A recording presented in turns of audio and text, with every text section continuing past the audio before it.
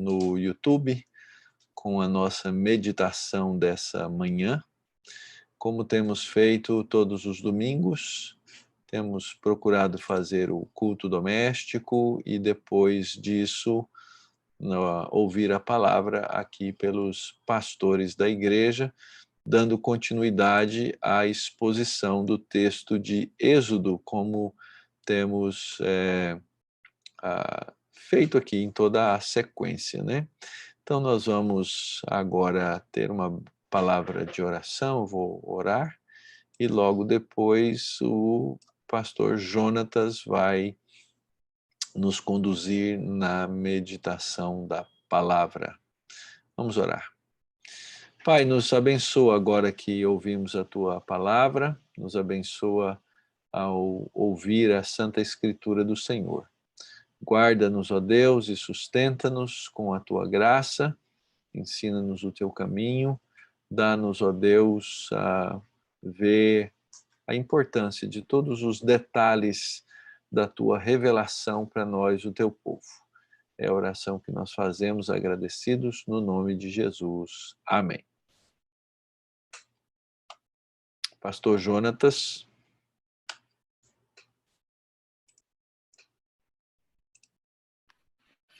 Bom dia, meus irmãos. Nós vamos continuidade a nossa exposição no livro do Êxodo, e hoje nós vamos encerrar e continuar a exposição no capítulo 29, né? E o capítulo 29 é um encerramento daquilo que nós temos visto desde o capítulo 25, né? Os detalhes da construção do tabernáculo, e aqui no 29, no final do capítulo, nós vemos a razão da construção do tabernáculo e o porquê era tão importante para o povo aquela estrutura, e essa estrutura que nós vimos tão detalhada em todo o processo. Então nós vamos continuar a partir do verso de número 22 do capítulo 29, nós vamos lendo o texto à medida em que vamos fazendo a exposição. Então eu lerei até o verso 25 nesse primeiro momento. A palavra de Deus nos diz assim: depois retire do carneiro a gordura, a cauda gorda, a gordura do fígado, os 2 rins, a gordura que está neles e a coxa direita, porque é o carneiro da consagração. E pegue também um pão, um bolo de pão azeitado e um pãozinho de massa bem fina dos pães sem fermento, que estão diante do Senhor. Ponha todas essas coisas nas mãos de Arão e dos filhos dele, e movendo-as para frente e para trás, ofereça-as como ofertas movidas diante do Senhor. Depois pegue todas as coisas das mãos deles e queime-as sobre o altar. É holocausto para o Senhor de aroma agradável, oferta queimada ao Senhor. Vamos orar mais uma vez? Senhor, nós te louvamos e te agradecemos pelo teu cuidado, pela tua providência, te louvamos pela tua palavra. E nesse momento nós clamamos ao Senhor que tenha misericórdia de nós, que nós possamos, como já foi orado, que nós possamos ter os nossos corações, os nossos olhos voltados para o Senhor, e que o Senhor possa nos abençoar e que possamos nos dispor a fazermos a tua vontade todos os dias da nossa vida. Senhor, essa é a oração que nós fazemos em nome do teu Filho amado Jesus Cristo. Amém. Queridos, nós temos visto até aqui a descrição detalhada do tabernáculo do Senhor, né? Então, desde o capítulo 25 do livro do Êxodo, nós começamos a ver a Arca da Aliança sendo descrita, como deveria ser construída. Vimos ali o aspecto do propiciatório, dos querubins, a lei que deveria ficar embaixo, dentro da arca, como sendo testemunho, né, diante do Senhor. Nós vimos no santo lugar a descrição da construção da mesa para os pães que deveriam ser colocados lá e renovados semanalmente, né, pelo sacerdote. Nós vimos a descrição do candelabro, mostrando que fazendo, né, a associação com aquele que ilumina o mundo, né? Então Cristo como sendo a luz que ilumina no meio das trevas. Vimos a descrição da construção da estrutura do tabernáculo, os seus linhos finos sendo usados, o material sendo descrito para aquele lugar onde estaria representada a presença do Senhor. Vimos o lado externo, né, o átrio, vimos o altar, vimos como eles deveriam como eles deveriam proceder ao estarem na presença do Senhor. Nós vimos a vestimenta do sacerdote como deveria ser e as características dela, e principalmente o aspecto de que o foco estava que o sacerdote, como representante do povo, ele carregava o povo junto ao seu coração, mostrando o cuidado e o zelo do Senhor. E, por fim, no capítulo 29, nós vimos, no início do capítulo, semana passada, e continuaremos hoje, a ordenação dos sacerdotes. Então, nós vemos todo o processo que Moisés, então, é ordenado pelo Senhor a fazer com Arão e seus filhos, para que eles, então, sendo separados para este trabalho, eles sirvam ao Senhor e vivam para o Senhor. E é interessante quando nós olhamos para essa estrutura, nós olhamos para esses detalhes, muitas vezes nós podemos nos perder nos detalhes e tirarmos o foco da grande cena, né, daquilo que está sendo construído com o todo. Então, quando nós olhamos para os detalhes eles devem nos levar à imagem como um todo. Há uma música que todos nós provavelmente conhecemos, que o Stênio Márcios compôs, né, e canta, e que ela diz assim: se você olha do avesso, nem imagina o desfecho. No fim das contas, tudo se explica, tudo se encaixa, tudo coopera para o meu bem. A minha vida é obra de tapeçaria, é tecida de cores alegres e vivas, que fazem contraste no meio das cores nubladas e tristes. Então, quando Stênio vai descrever e usar essa expressão já utilizada anteriormente por outros homens de Deus, ele mostra que muitas vezes nós olhamos alguns detalhes e nós não vemos o todo, né? E Deus, ele sabe o fim desde o começo e ele conhece o todo da sua obra. Então, quando nós olhamos para o detalhe, talvez nós não entendamos o que esteja acontecendo, ou nós podemos até mesmo focar demais nos detalhes e nos esquecermos que o Senhor está trabalhando no todo, está cuidando do todo. E quando nós olhamos para esse texto, nós vemos aqui o autor levando o povo a entender o todo. E no final do capítulo 29, ele vai mostrar, então, todo o tapete pronto, né? O porquê desses detalhes, o porquê de cada uma dessas descrições, e elas vão nos levar a vermos a glória de Deus em todo o seu plano, em todo o seu trabalhar. E o nosso texto, ele continua dizendo, né, a partir do verso 26, pegue o peito do carneiro da consagração de Arão e, movendo-o para frente e para trás, ofereça-o como oferta movida diante do Senhor, e esta será a porção que fica para você.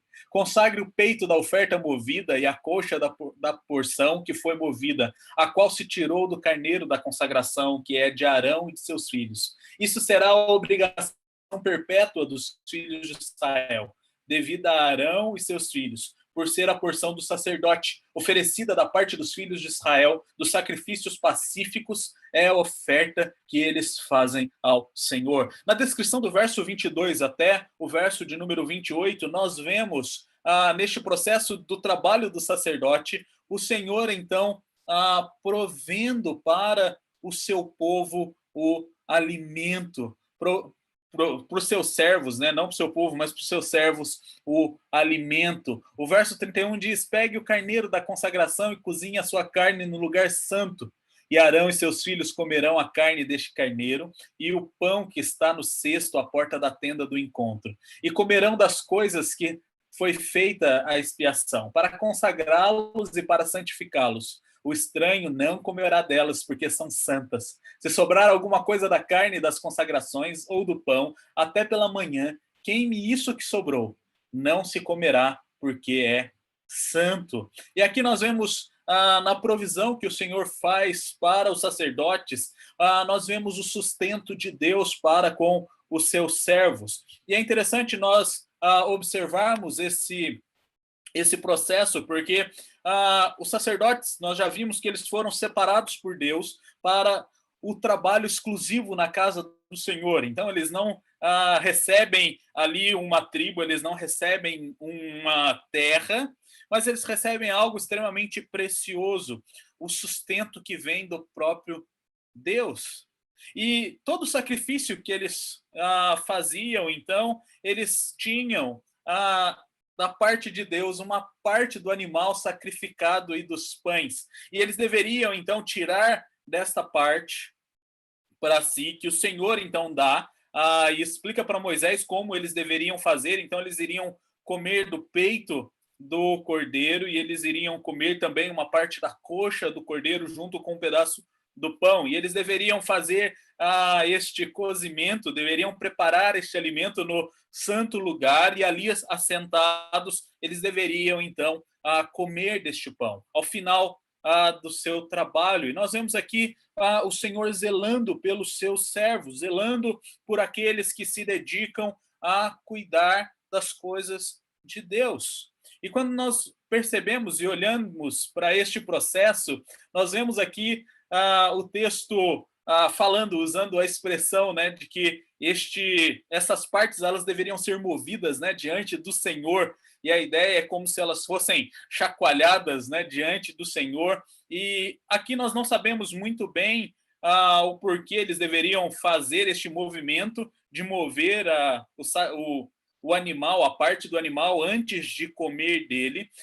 Nós não sabemos o como eles moviam esses animais, mas nós podemos nos atentar para a ideia de que, ao fazer este movimento, ao mostrar para o Senhor a parte que eles estariam ali comendo, eles então não estavam na presença do Senhor com as suas mãos vazias. Pelo contrário, eles estavam com as suas mãos cheias daquelas coisas que o Senhor havia dado a eles. E o sinal de um mover seria para oferecer de volta ao Senhor, como se eles estivessem então comendo algo que pertencia ao Senhor e o Senhor havia compartilhado com eles. Então, o Senhor, ele não deixa para o sacerdote aquilo que sobra, ele não deixa para o sacerdote uma parte, vamos pensar, uma parte ruim ou uma parte que não tem muito sabor, ele deixa algo bom para o sacerdote. O sacerdote, então, ele se alimenta daquilo que Deus dá para ele, tanto ele quanto para a sua família. E quando nós olhamos lá do verso 31 ao verso 34, nós vemos que o comer do animal sacrificado ele era exclusivo e era um privilégio reservado aos sacerdotes. Somente os sacerdotes poderiam se alimentar do animal que havia sido sacrificado e da parte que o Senhor havia dado a eles. Então, quando nós olhamos para este aspecto, nós podemos ver aqui uma importante aplicação, né? Estes homens, eles foram ordenados pelo Senhor, ungidos pelo Senhor, separados pelo Senhor para fazerem a obra do Senhor, para zelarem pela presença de Deus no meio do povo e cuidar ali do tabernáculo do Senhor.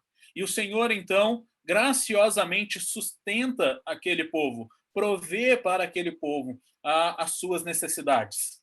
E eles, então, vão desenvolver este ministério trabalhando para o Senhor. E aqui nós precisamos olhar e vermos muitas vezes como nós temos cuidado daqueles que têm se disponibilizado para servir ao Senhor e para se dedicar ao Senhor. E aqui eu faço uma nota, né? Abro um parêntesezinho aqui. Eu sou muito grato a Deus pela minha igreja, uma igreja que tem zelado pelo sustento dos seus pastores, que tem cuidado dos seus pastores de maneira bela. Vejo muitos colegas, muitos irmãos que sofrem neste sentido, e graças a Deus eu não posso abrir minha boca para reclamar e nem para dizer nada, porque Deus tem usado esta igreja para cuidar dos seus obreiros e daqueles que Deus colocou ali para zelar pela vida espiritual deles, e isso é motivo de gratidão. Entretanto, nós não vemos isso como uma realidade, porque muitas vezes nós nos esquecemos de cuidar daqueles, muitas vezes muitos se esquecem de cuidar daqueles que se dedicam exclusivamente ao Senhor. E nós vemos isso acontecendo diversas vezes nos campos missionários, e muitos missionários sendo os primeiros a serem cortados de orçamentos, por exemplo, os primeiros a serem cortados, a terem as suas ofertas cortadas em processos. Nós vemos com essa crise, né? E semana passada nós lançamos o desafio à igreja, e estamos estruturando esse desafio para a igreja, de ajudarmos alguma igreja a sustentar o seu obreiro e dar a ele, então, possibilidades para que ele sirva ao Senhor despreocupado e sirva ao Senhor com qualidade. Então, quando nós olhamos, nós vemos para a Escritura, nós vemos Deus já mostrando o modelo, e Deus já mostrando como nós deveríamos cuidar daqueles que cuidam do seu povo, daqueles que zelam pela espiritualidade do seu povo. Então aqui o sacerdote e a sua família, eles eram sustentados por Deus, e as suas necessidades eram supridas pelo Senhor. E eles tinham este privilégio de participarem deste sacrifício que era oferecido, e eles então se alimentavam com aquilo que o Senhor dava a eles. O nosso texto, ele continua, e ele vai aqui, a partir no verso 29, no verso 30, dar alguns outros detalhes sobre a vestimenta do sacerdote. E aqui nós vemos, mais uma vez, né, se nós olharmos para a estrutura e olharmos para os detalhes, nós podemos ficar perdidos, né? Ele acabou de falar de comida, do sustento, agora ele volta os olhos novamente para a veste. Se vocês perceberam, eu adiantei na leitura os versos 31 até o verso 34, que ele falava sobre o alimento. Então, se nós olharmos os detalhes, nós podemos muitas vezes nos perder e pensarmos o que está acontecendo, né? Não faz sentido. E talvez muitas vezes não vai fazer sentido, mas nós vemos aqui o Senhor conduzindo todas as coisas para que o seu plano seja concluído de acordo com a sua soberana vontade. E aqui nós vemos os detalhes sobre a vestimenta, e no verso 29 nós lemos: as vestes santas de Arão passarão a seus filhos depois dele, para serem ungidos nelas e consagrados nelas. 7 dias as vestirá o filho que for sacerdote em seu lugar, quando entrar na tenda do encontro para ministrar no santuário. Então, a roupa e os acessórios da vestimenta que nós já estudamos no capítulo 28, eles eram passados de pai para filho. Então, nós vemos isso acontecendo, né, lá em Números, no capítulo 20, quando Arão, pouco antes de morrer, ele coloca, então, as suas roupas sobre Eleazar, e ali Eleazar assume a função de sumo sacerdote, continuando o trabalho do seu pai. E quando nós olhamos para este processo, nós vemos esta continuidade sendo estruturada, né? E nós podemos ver a preservação daquele que cuida do povo de Deus. Nós vemos a preservação desta função daquele que vai ser o intercessor diante de Deus. E nós vemos que este processo ele caminha até Cristo. E Cristo, ele então se torna o nosso sumo sacerdote diante de Deus. E nós não precisamos mais de um sumo sacerdote, nós não precisamos mais dessa troca de roupas, dessa linhagem familiar para estarmos diante do Senhor.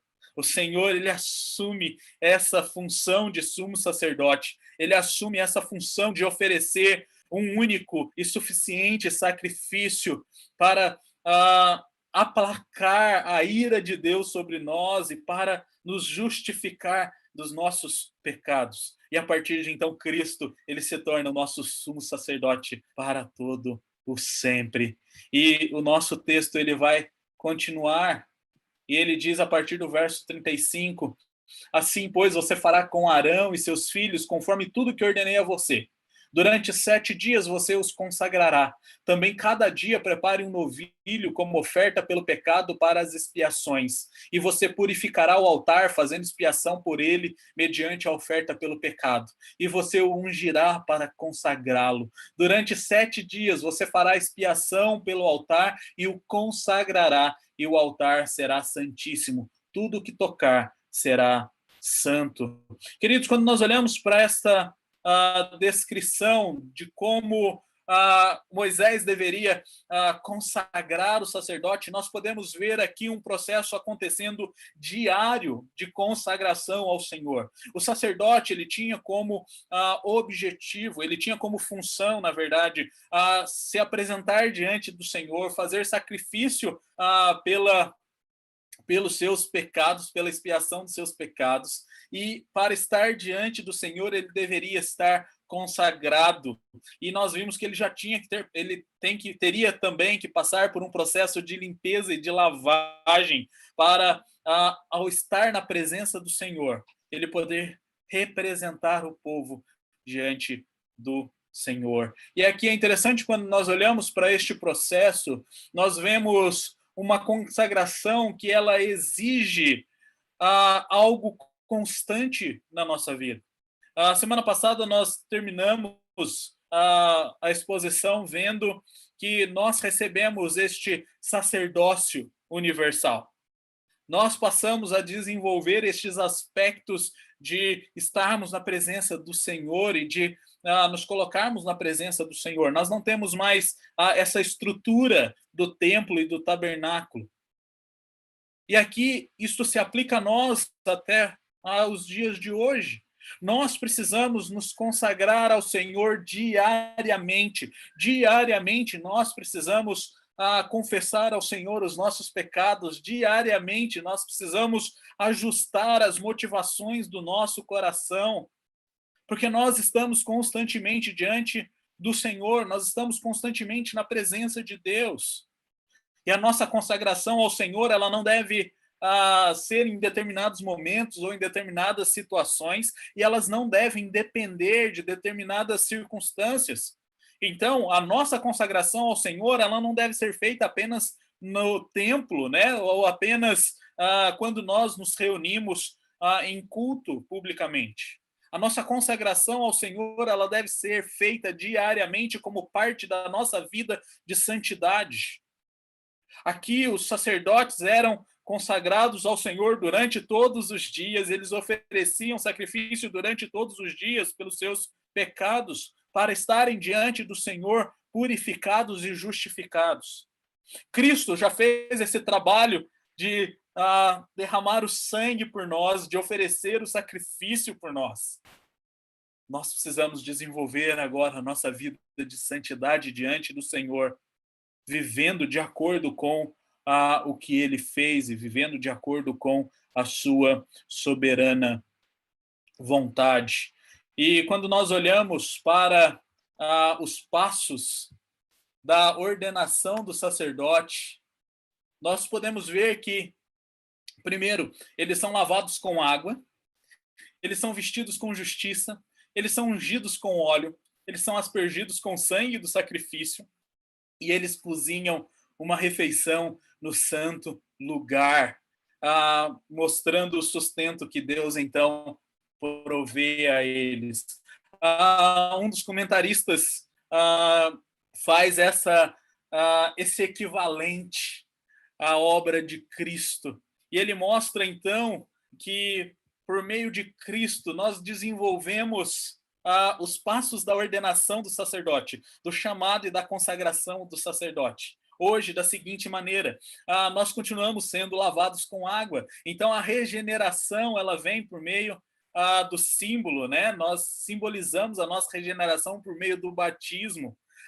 Nós somos vestidos com justiça. Então a vestimenta que o sacerdote usava apontava para essa intercessão, né, entre Deus e os homens, e este processo de viver de maneira santa. E hoje nós somos chamados a vestirmos uma nova roupa, uma roupa de santidade. E Paulo, ele vai usar essa expressão algumas vezes nas suas epístolas. Então ele vai falar em Efésios, ele vai falar em Colossenses, esta ideia de que nós devemos nos despir do velho homem e nós devemos então colocar esta nova vestimenta, nos revestirmos do novo homem em Cristo Jesus. E esse revestir-se, ele é o símbolo para uma vida, a ilustração para o viver uma vida de santidade diante do Senhor. O sacerdote, ele era ungido com óleo para mostrar ali a sua função especial, o seu serviço. Hoje, nós recebemos do Senhor dons que são nos dados quando nós somos convertidos por Deus para servirmos ao Senhor. E nós precisamos desenvolver os nossos dons de serviço para o crescimento e o aperfeiçoamento do corpo. Nós vemos que o sacerdote, ele é aspergido com sangue do sacrifício para ser então purificado e para poder estar diante do Senhor. E nós somos também, e nós recebemos também essa aspersão do sangue, mas do sangue derramado na cruz. E nós somos consagrados ao Senhor pelo sacrifício de Cristo naquela cruz. E por fim, da mesma maneira que os sacerdotes, eles cozinhavam uma refeição no santo lugar, o Senhor Jesus Cristo, ele estabelece também uma refeição na qual nós partilhamos e nos lembramos do seu sacrifício. Então nós comemos o pão lembrando que o seu corpo foi dado por nós, e nós tomamos do cálice lembrando que o seu sangue foi derramado. Meus irmãos, nós recebemos a graça de experimentarmos a obra de Cristo Jesus de maneira prática. E cada um desses detalhes da ordenação do sacerdote, nós podemos ver a sua representação na nossa vida e como nós desenvolvemos todas essas coisas. Então, nós somos chamados por Deus, consagrados por Deus, separados por Deus, para vivermos de acordo com a sua soberana vontade. E esses detalhes são maravilhosos, porque eles vão mostrar a graça de Deus sobre a vida do seu povo. E o nosso texto, ele continua, e o verso 38 diz assim: isto é, o que você oferecerá sobre o altar: 2 cordeiros de 1 ano cada dia, continuamente. Ofereça um cordeiro de manhã e o outro ao crepúsculo da tarde. Com o cordeiro, ofereça 2 litros da melhor farinha, amassada com 1 litro do azeite batido, e para a libação 1 litro de vinho. O outro cordeiro você oferecerá ao pôr do sol, como a oferta de cereais e a libação da manhã de aroma agradável, a oferta queimada ao Senhor. Uma vez, então, ordenados e uma vez, então, consagrados, os sacerdotes, eles ofereceriam esses sacrifícios todos os dias diante do Senhor. Todos os dias, 2 cordeiros de 1 ano deveriam ser oferecidos, um de manhã e um ao final do dia. E esses sacrifícios, eles deveriam ser combinados com grãos, com óleos, com vinho. E estes elementos, eles serviam para mostrar a devoção e para que a oferta chegasse diante do Senhor como um aroma agradável.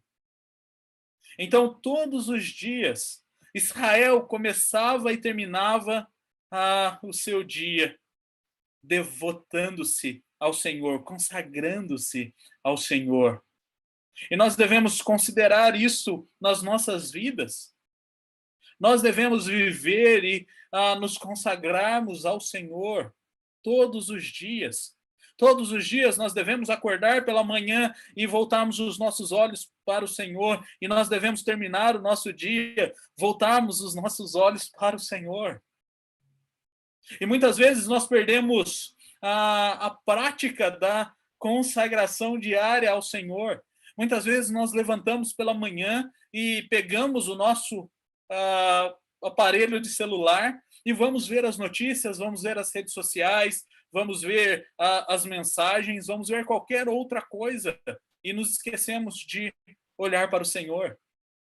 E o dia passa e muitas vezes nós encerramos o nosso dia e reservamos para o Senhor o finalzinho do nosso dia.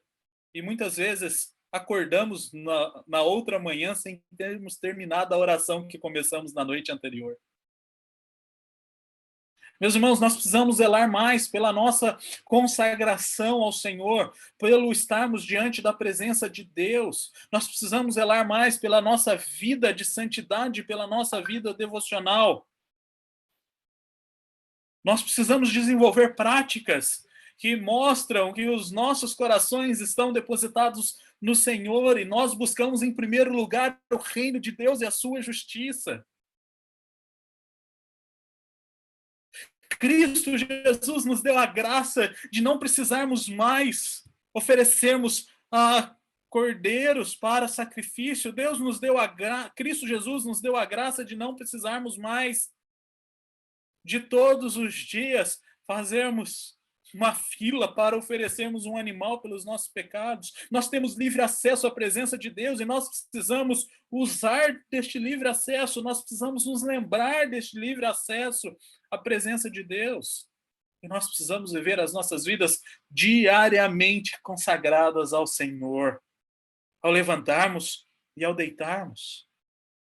Quando nós olhamos o processo do aprendizado da lei de Deus, né, e Deuteronômio vai mostrar isso lá no capítulo 6, ele fala que nós devemos ensinar, né, aos nossos filhos a palavra de Deus ao levantarmos, ao sentarmos e ao deitarmos. Ele mostra que a palavra de Deus deve estar em todo o contexto do nosso dia. A nossa vida deve ser norteada pela palavra de Deus, as nossas decisões devem ser norteadas pela palavra de Deus. Mas isso exige de nós disposição para nos consagrarmos ao Senhor. E talvez isso comece com hábitos simples, de em vez de pegarmos o nosso celular pela manhã, pegarmos a nossa Bíblia. Orarmos ao Senhor antes de levantarmos, antes da nossa mente começar a fervilhar. Nós podemos separar um tempo de qualidade para o Senhor, em vez de separarmos o resto do nosso dia, o resto do nosso cansaço. E antes de nos deitarmos, nós devemos olhar e olharmos para o nosso dia e vermos o que nós erramos, o que nós as leis que nós quebramos, os pecados que nós cometemos, e nós devemos, então, confessar ao Senhor os nossos pecados. E nesse processo nós iremos desenvolver a nossa salvação, oferecendo a Deus a nossa vida como sacrifício vivo e agradável ao Senhor, como um aroma suave na sua presença. E ele, então, termina este capítulo mostrando a tela completa. Ele mostra toda a sua obra e ele mostra que todos os detalhes que ele havia dado tinham um objetivo. E o texto diz assim, a partir verso 42, este será o holocausto contínuo oferecido de geração em geração à porta da tenda do encontro, diante do Senhor, onde me encontrarei com vocês, para falar com você ali. Ali verei os filhos de Israel, para que por minha glória sejam santificados, e consagrarei a tenda do encontro e o altar. Também santificarei Arão e os seus filhos, para que me sirvam como sacerdotes, e habitarei no meio dos filhos de Israel, e serei o seu Deus. E saberão que eu sou o Senhor, seu Deus, que os tirou da terra do Egito, para habitar no meio deles. Eu sou o Senhor, o Deus deles. Meus irmãos, todos esses detalhes foram dados para que a glória de Deus fosse manifestada. Todos esses detalhes foram dados para que aquele povo pudesse entender que o Senhor estava presente no meio deles, que o Senhor havia escolhido e separado aquele povo para ser o seu povo, para ser o rebanho do seu pastoreio.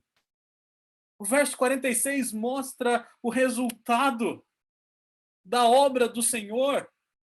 E ele diz que então o povo saberá que ele é Jeová, o Deus deles, aquele que tirou o povo do Egito e passou a habitar no meio deles.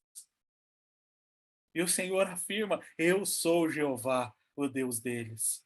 O Senhor, ele testifica essa verdade. Então, cada detalhe do tabernáculo, ele é cheio de beleza. E aqui em Êxodo 29, nós podemos ver como Deus provê para o seu povo. E como Jesus, ele completa a promessa de um eterno sumo sacerdote. Aquele por meio do qual Deus então nos recebe na sua comunhão, na comunhão da sua mesa. Aquele que por meio do seu sangue expia os nossos pecados. Aquele que por meio do sacrifício da sua vida levanta aos céus um aroma suave e agradável ao Senhor. Nós não podemos perder em momento nenhum o todo. Nós não podemos perder em momento nenhum o propósito de Deus e o cuidado de Deus. Então, quando nós olhamos para essa afirmação e para essa expressão, Deus, ele assina, né, o capítulo 29, ele assina esta obra de construção do tabernáculo. E ele encerra esta sessão dizendo: eu sou o seu Deus. Eu, Jeová, o Deus vivo e verdadeiro, aquele que separou um povo, aquele que tirou o povo do Egito, aquele que está conduzindo o povo para a Terra Santa. Eu sou este Deus. E todas essas coisas revelam a minha glória. E todas essas coisas revelam a minha presença. Meus irmãos, quando nós olhamos para Cristo, um dos seus nomes é Emanuel. E Emanuel significa Deus conosco. Quando nós lemos na nossa liturgia, né, do culto familiar, enviado mais cedo, nós vemos lá Paulo dizendo aos filipenses que o Senhor, então, ele se esvaziou do seu ser, assumiu forma humana e habitou entre nós.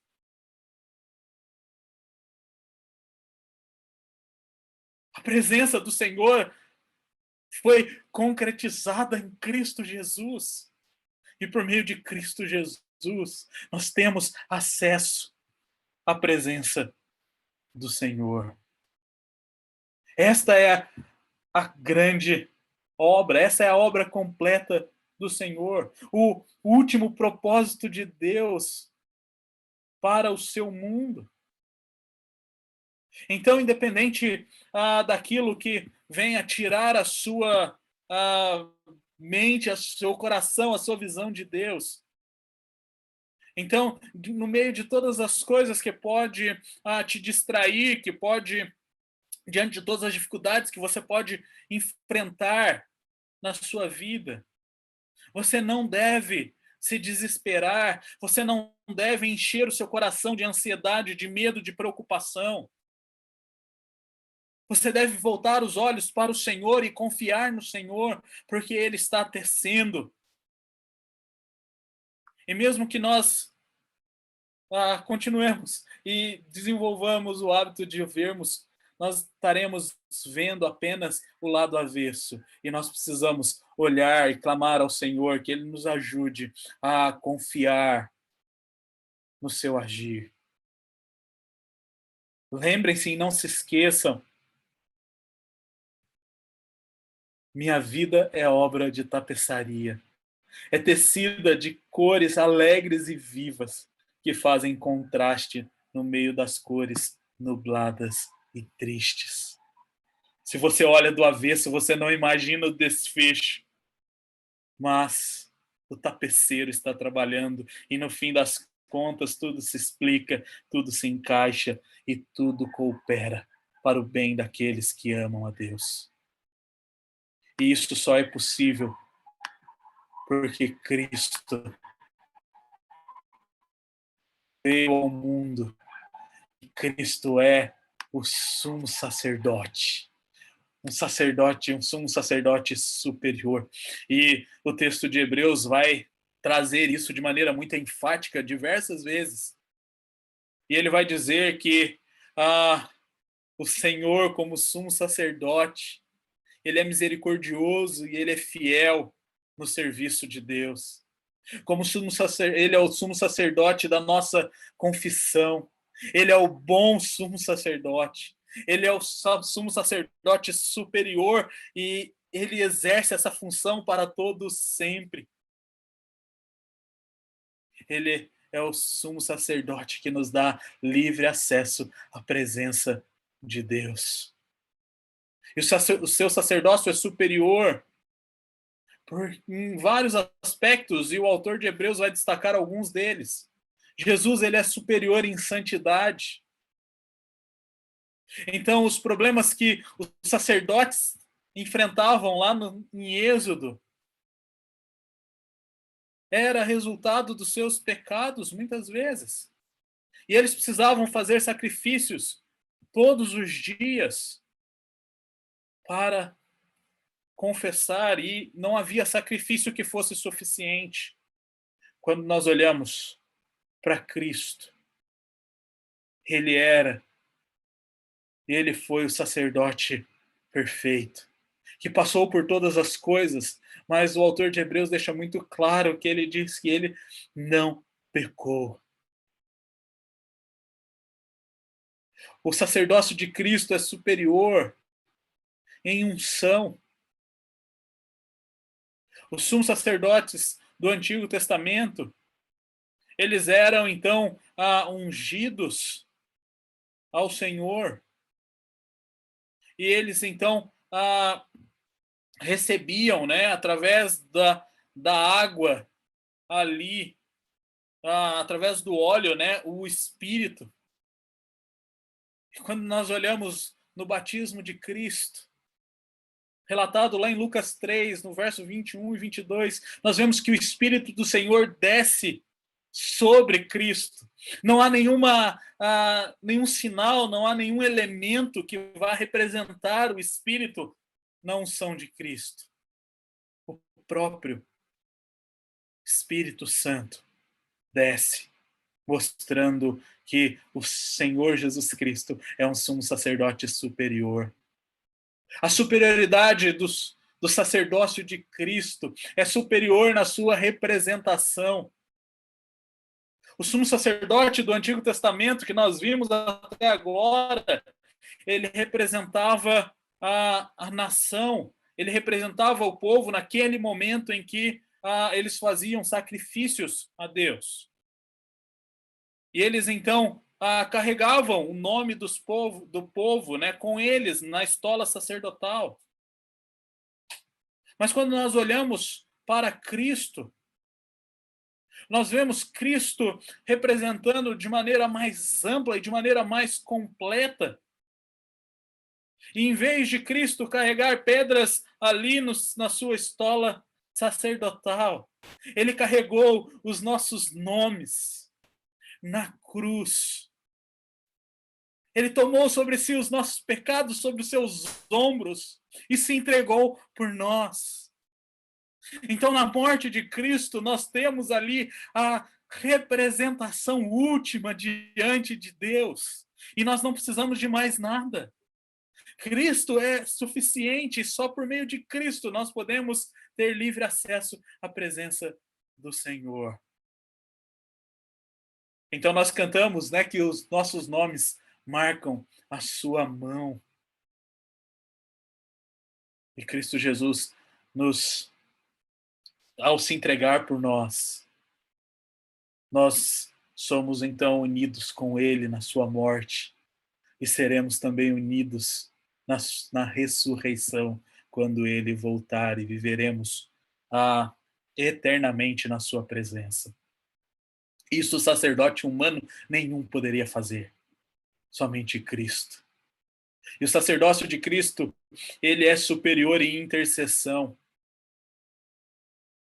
A estola sacerdotal, ali as tribos de Israel penduradas no peito do sumo sacerdote, lembravam o sacerdote que ele deveria interceder pelo seu povo, que eles deveriam então usar aquilo para verem a decisão, né, do Senhor e que caminho deveriam tomar como povo. Mas quando nós olhamos para Cristo, nós vemos que Cristo em momento nenhum tira os nossos nomes. Ele carrega, ele nos carrega consigo no seu coração o tempo todo. E ele continua intercedendo por nós diante de Deus. E nós cremos que ele então está nos céus, assentado à destra de Deus, intercedendo por nós. E o que nós faremos? Primeiro, nós precisamos nos lembrar dessas três coisas. Todos os detalhes da obra de Deus apontam para a sua glória. Então, tudo que Deus faz e tudo que Deus já fez é para a sua glória. O nosso catecismo vai resumir, né, o propósito de Deus, e ele diz que nós fomos criados para a sua glória. Este é o nosso fim principal, glorificarmos a Deus em todas as coisas.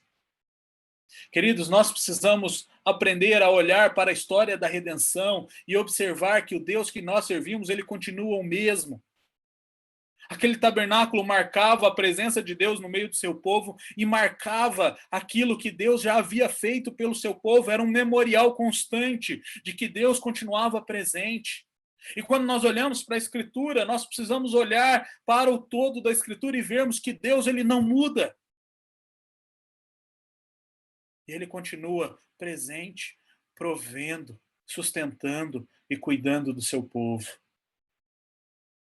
E quando nós enfrentarmos as dificuldades do nosso dia a dia, quando nós enfrentarmos as situações adversas do nosso dia a dia, nós precisamos nos lembrar que a obra ainda não está completa.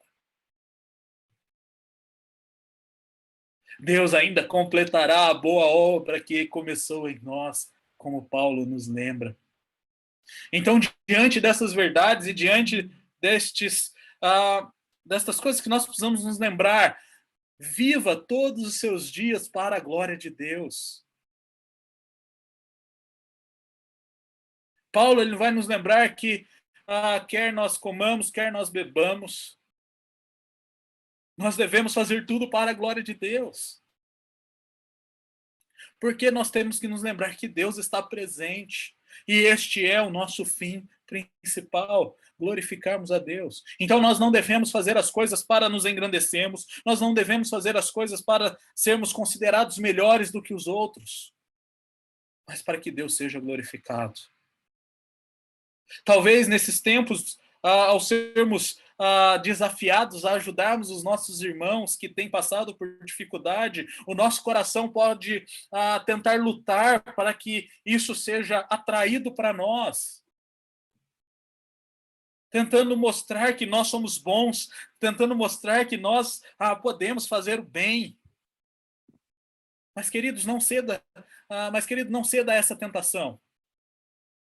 Lembre-se de que tudo aquilo que você fizer deve ser feito para a glória de Deus. E Deus deve aparecer e não você. Desenvolva a vida de santidade. Eu já disse isso anteriormente. Desenvolva hábitos que vão te levar a ter comunhão com o Senhor, a buscar ao Senhor em primeiro lugar na sua vida. Desenvolva essa vida de piedade, renegue as paixões do mundo. Tire da frente da sua vista aquilo que vai te distrair no caminhar com o Senhor. Tenha disposição de abandonar os seus pecados de estimação. Tenha disposição de confrontar o seu coração e destruir os ídolos que o seu coração edifica. Para que você possa viver dia após dia de acordo com a vontade do Senhor.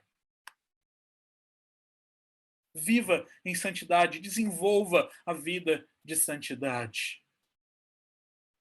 Descanse na providência e no cuidado do Senhor. Talvez você esteja enfrentando os efeitos dessa pandemia. E eu sei que muitos dos nossos irmãos estão passando por dificuldades. Não podem trabalhar, estão tendo dificuldades com o seu sustento financeiro. Muitos estão preocupados com o que vai ser depois da pandemia, o que vai acontecer depois da pandemia. E nós podemos ver aí muitas lives, né, no Instagram, no YouTube, falando sobre isso. Mas, querido irmão, independente do que aconteça pós-pandemia, independente do que aconteça durante a pandemia, descanse na providência de Deus e no cuidado do Senhor. Não deixe o seu coração se encher com preocupação, com medo, com ansiedade. Não deixe o seu coração colocar o seu foco nas circunstâncias desse mundo. Antes, coloque-o no Senhor, sabendo que o Senhor cuida de nós, que o Senhor é providente e Ele promete que Ele vai suprir as nossas necessidades. E essa é a exortação de Mateus, que Cristo faz lá, registrado por Mateus no capítulo 6. E lá ele está mostrando que nós não devemos andar ansiosos de coisa nenhuma. Antes devemos buscar o reino de Deus, a sua justiça em primeiro lugar, descansando que as demais coisas nos serão acrescentadas. Mas isso só vai ser possível se nós entendermos que nós vivemos para a glória de Deus. Isso só vai ser possível se nós entendermos e praticarmos uma vida de santidade diante do Senhor.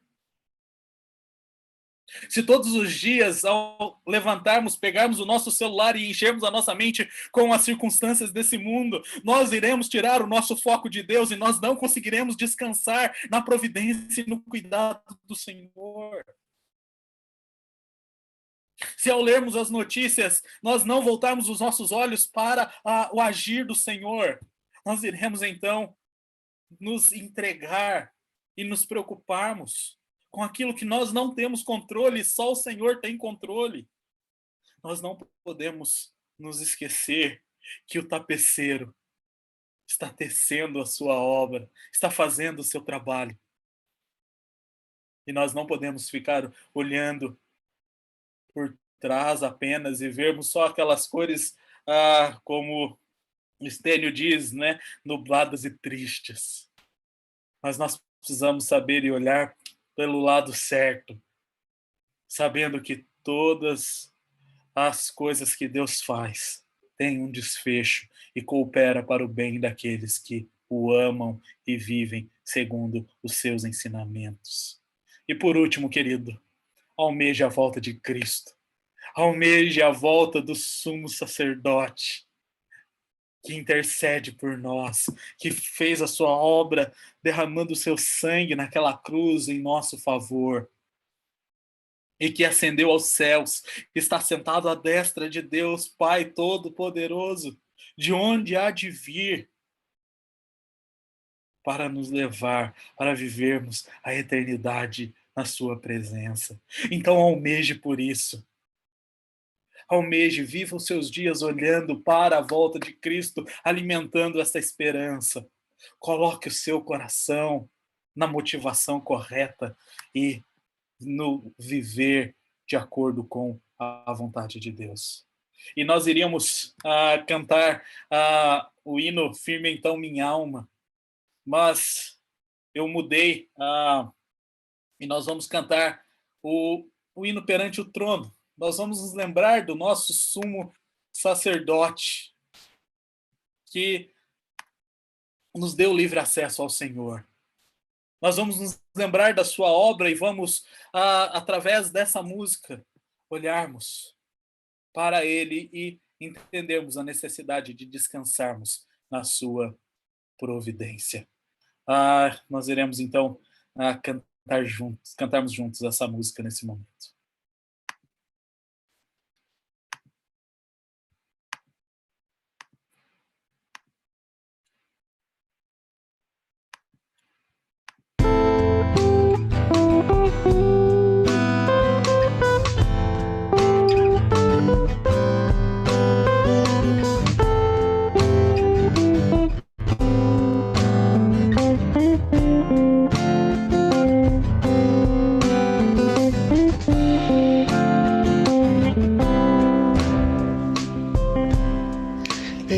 ante o trono do alto céu, eu tenho um forte defensor, um sacerdote que em amor apela eterno pelos seus.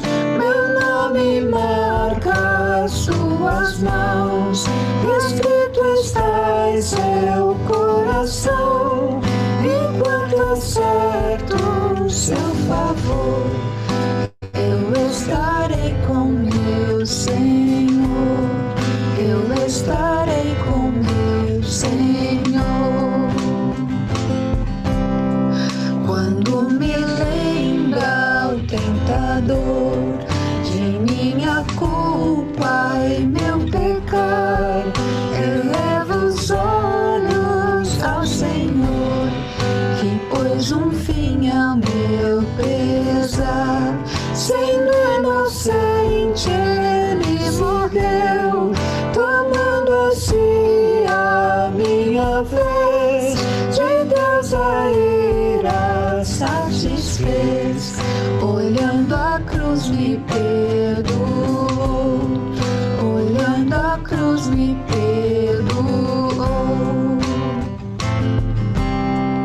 Cordeiro amado, eterno Deus, perfeito e justo, reviveu em graça, glória e louvor.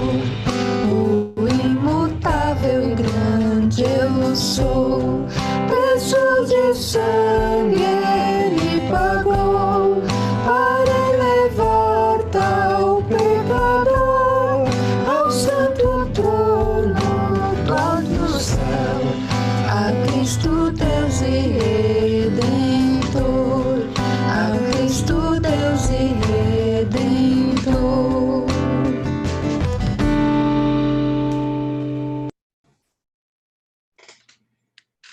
Vamos orar mais uma vez, irmãos.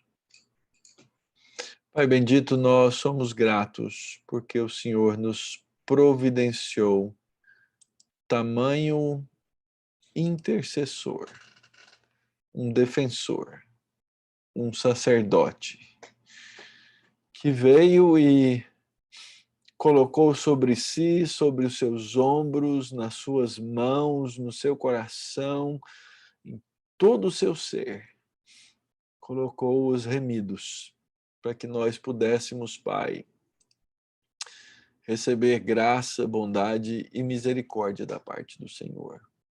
Nós te agradecemos, Pai. Obrigado por Jesus Cristo, o nosso Salvador.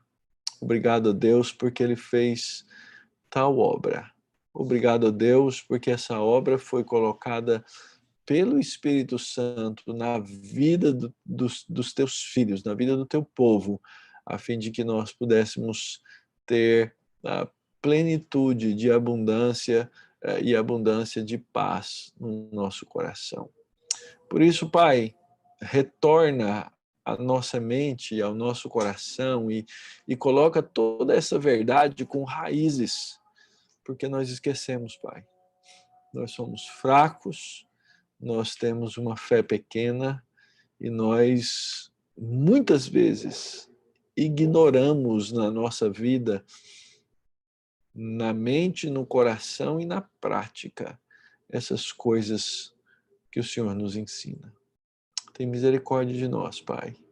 Dá que saibamos viver todos os dias, sim, desejosos dessa glória bendita que já nos foi dada, sabendo que o Senhor está trabalhando no nosso coração e na nossa vida, nos dando a Deus descanso na tua santa providência e ansiando pela volta do Senhor. Pai, já faz mais de 60 dias que não podemos nos reunir como corpo juntos no mesmo lugar e cantar esses louvores. Em primeiro lugar, Pai, nós te damos graças porque podemos fazer uma parte muito limitada daquilo que é real da nossa reunião. Mas nós te agradecemos porque podemos aqui nos ver, porque podemos, ó Deus, ouvir a voz dos irmãos, ver o rosto uns dos outros, podemos cantar louvores. Muito obrigado, porque o Senhor é bom. Por outro lado, Pai, nós confessamos a nossa tristeza de não poder nos reunir, de não poder desfrutar dos sacramentos, de não poder, ó Deus, ter comunhão até física, Pai, seja no nos abraçar, no falar pessoalmente e no tomar dos elementos que são ordem do Senhor, Pai. Por isso, Pai, pedimos também que o Senhor nos console e que o Senhor nos ensine nesse momento, ó Deus, no qual nós estamos longes uns dos outros. Pai, nós queremos, sabendo que o Teu Filho é o nosso grande intercessor, usar dessa oportunidade para também, no sacerdócio universal da Igreja, interceder. Em primeiro lugar, ó Pai, eu oro por cada um dos irmãos que está aqui agora, reunido virtualmente, por aqueles que nos assistem online, Pai. Eu peço que Teu Espírito Santo esteja cuidando da vida de cada um de nós, Pai. Usa de misericórdia, supre as nossas necessidades, nos ensina a ver a Tua mão sobre a nossa vida, Pai. Rogamos, ó Deus, que nossos irmãos distantes, aqueles que estão afastados, aqueles que estão com o coração dividido, aqueles que estão entristecidos, sejam pelo Senhor agora consolados, Pai. Sejam agora tratados pelo Senhor. Rogamos pelos nossos irmãos missionários em tantos lugares no mundo, Pai. Atende-os de maneira generosa, encorajando-os, dando-lhes, ó Deus, o suprimento que precisam e fazendo, ó Deus, com que os nossos corações sejam movidos na direção deles, ó Pai. Guarda-nos dessa maneira, sustenta-nos, alegra-nos, mantém, ó Deus, a unidade do Espírito Santo entre nós, Pai. Isso é o que nos faz corpo de fato e de verdade. E que o Teu Espírito Santo seja notório na sua atuação no nosso meio, Pai. É a oração que nós fazemos, ó Deus bendito, sabedores da Tua bondade, da Tua graça e da Tua misericórdia. Cobre-nos, ó Deus, com essa santa e bendita paz do Senhor. É a oração que faz o Teu povo, a Tua igreja, no nome de Jesus. Amém, Pai. Amém, Jesus.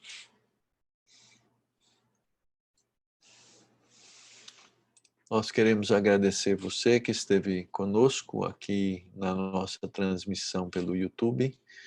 Nós agora vamos ter um momento juntos como igreja na nossa reunião do Zoom, mas agradecemos muito você que veio ouvir conosco a palavra.